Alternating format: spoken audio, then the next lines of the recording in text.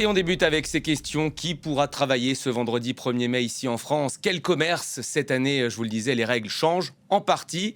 Les boulangers et fleuristes vont bien pouvoir ouvrir leurs portes. Ouverture sous condition, on va en parler. Bonjour Dominique Enrac, merci d'être là. Je le disais, vous êtes président de la Confédération nationale de la boulangerie-pâtisserie française, artisan boulanger de profession. Vous aimez bien vous lever tôt, évidemment.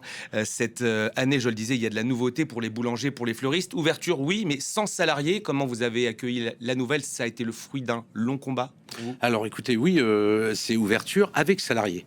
Parce qu'en fait, ouverture sans salariés, tout le monde peut travailler. Le 1er mai est vraiment que pour les gens avec salariés.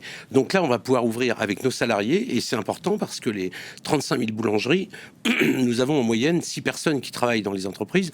Donc on a besoin de ces gens-là. Et c'est vraiment ça le problème. Ça a été le fruit d'une discussion puisqu'au début, cette piste d'ouverture sans salariés avait été évoquée. Tout à fait, parce que là, bon, ça fait quand même 2 ans qu'on est sur le dossier de pouvoir travailler avec nos salariés. Et effectivement, ça s'est un petit peu accéléré depuis quelques temps avec une PPL au Sénat, une PPL à l'Assemblée qui est au Sénat acceptée, à l'Assemblée refusée. Et en fait, il y avait si vous voulez, tout le monde voulait vraiment le fait de pouvoir ouvrir, en fait. Donc, le gouvernement a tranché à mettre, en fait, une loi, un projet de loi direct où on allait autoriser à travailler avec nos salariés. Pourquoi les boulangers? Pourquoi les fleuristes et pas les autres professions? Bien sûr, on va revenir sur le cas des bouchers après ça. Alors c'est vrai qu'on a beaucoup travaillé depuis quelques temps et ça s'est un petit peu accéléré. Et je pense que le Premier ministre a accepté ce qui était un peu d'urgence, c'est-à-dire les boulangeries et aussi les fleuristes avec le muguet, etc. Et je pense qu'il n'y a pas eu de négociation suffisante. Enfin, ça n'a pas pu se faire, en tout cas, avec les syndicats. Donc voilà, les 2 seuls ont été autorisés, en tout cas pour l'instant. Vous parlez d'urgence, ça paraît pas forcément évident pour des boulangeries? Bah oui, sauf que vous savez, des boulangeries, il y en a beaucoup qui livrent des hôtels, des EHPAD. Il y en a beaucoup qui sont aussi dans des petits villages où c'est le dernier commerce, où les gens vont, parfois des gens sans voiture, chercher. C'est aussi des endroits touristiques où il va y avoir 100 000 personnes dans une ville et qui ont besoin de prendre un sandwich, un croissant, se nourrir et puis aussi fournir tout ça. À quel point c'est vital pour les boulangeries, notamment d'ouvrir demain 1er mai? Le chiffre d'affaires, vous avez déjà estimé ça? Bah oui, on avait estimé à peu près que c'est la perte au niveau de l'État, c'est une histoire de 100 millions. Mais il y a aussi le fait des entreprises, c'est-à-dire que par exemple, un endroit très touristique comme les Sables d'Olonne, une boulangerie qui ferme, c'est comme un petit Noël, c'est-à-dire il y a un tiers du week-end qui va être perdu. Donc évidemment que c'est important. Et aussi le côté salarial, c'est-à-dire que tous nos salariés sont quand même payés double sur le volontariat. Sur les contrôles, vous demandez la clémence de l'inspection du travail, vous craignez des amendes? Alors écoutez, oui, le Premier ministre l'a dit, il demande la clémence, puisque bien sûr, il ne peut pas l'imposer. Et nous aussi, au niveau artisan, on a envie de leur dire, écoutez, voilà, on a besoin de ce travail, nos salariés aussi, nos consommateurs. Donc évidemment on demande de la clémence. Avant cela, c'était le flou le plus total. Vous aviez des consignes pour vos adhérents? Comment ça se passait de votre côté? Bah écoutez, avant, il n'y avait pas de sujet, en fait. Ça fait une centaine d'années. C'est pour ça que ça a fait un peu aussi des histoires. Depuis 100 ans, on a toujours travaillé le 1er mai. C'était comme les médecins ou les pompiers. On allait chez le boulanger, il était ouvert, le seul. Qu'est-ce qui a changé, du coup? Bah écoutez, depuis 2 ans, il y a eu des contrôles qui sont passés chez le procureur et au tribunal, là où on était relaxé, mais voilà, on est obligé de prendre en disant on a le droit, on n'a pas le droit.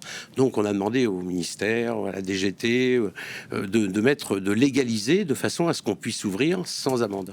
Et on en a brièvement parlé, les bouchers charcutiers notamment dénoncent une injustice de traitement. Ils ne pourront pas ouvrir. Avant de vous redonner la parole, voyez ce reportage. Préparer ses commandes et accueillir des clients le 1er mai. Pas question pour Anthony Manceau de changer ses habitudes. 14 € et 37 centimes, s'il vous plaît. Pour moi, c'est très important parce que c'est la continuité du service qu'on offre à nos clients. Il gère cette boucherie dans le Loiret depuis 7 ans et il est toujours resté ouvert malgré l'interdiction. Deux fois de veau. D'accord. Cette année, 3 de ses 4 salariés se sont portés volontaires pour travailler. Tous mes salariés ne veulent pas travailler, donc ceux qui ne veulent pas travailler ne travaillent pas. Ben oui. Ceux qui veulent travailler travaillent, seront rémunérés en plus. Ils seront payés double. Ses clients le soutiennent. C'est une forme de liberté. Moi, je trouve que tous ces métiers de bouche, s'ils ont envie de travailler, nous, on est content de les voir ouverts. Voilà. Il encourt jusqu'à 750 € d'amende par salarié, mais il prend le risque. On ne peut pas louper une journée de travail avec toutes les charges qui nous tombent dessus. Voilà, 500 €, c'est 500 € aujourd'hui, on ne peut pas se permettre de passer à côté. Et c'est pas parce que je vais fermer vendredi que je vais faire le double le samedi. Donc ce qui n'est pas fait, malheureusement, c'est perdu. Dans une commune voisine, cette autre boucherie compte aussi ouvrir le 1er mai. Mais Nicolas Viana travaillera sans ses salariés pour éviter l'amende. Comme le salarié n'a pas travaillé, logiquement c'est lui qui fait tout ça. Du coup on le fait nous, on prépare un peu d'avance pour être tranquille vendredi. Les boulangeries artisanales et les fleuristes indépendants sont eux autorisés à ouvrir.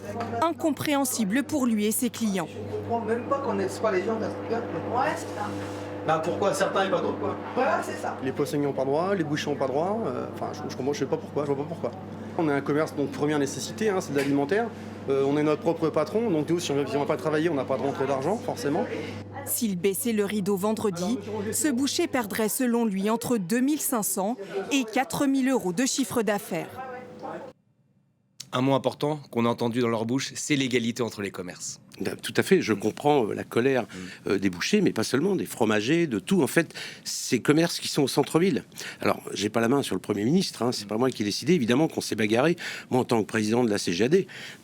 Mais là, voilà. Aujourd'hui, je pense que c'est, j'espère, une première avancée qu'on puisse après ouvrir sur ces commerces de première nécessité, parce qu'on voit bien les artisans, tout est respecté, les gens sont payés double, volontariat, ils ont du chiffre à faire, ils veulent bosser. Et c'est vrai que vous arrivez sur le centre, le boulanger ouvert, pas le boucher, évidemment que ça crée des tensions. Vous comprenez toutes ces crispations politiques dont on parle autour de ce 1er mai ? Écoutez, moi, bon, évidemment que c'est embêtant, on n'arrive pas à tout avoir, mais je trouve que je suis content de voir ça, parce que ça veut dire quoi ? Que les gens sont quand même attachés à leur commerce, que les politiques font attention à ces commerces, et que c'est quand même l'avenir, ces commerces. Bon, et a priori, beaucoup de bouchers notamment seront ouverts. Les clients ne devraient pas trop s'inquiéter. Merci, Dominique Henrec, d'être venu sur le plateau de France 24, et à bientôt.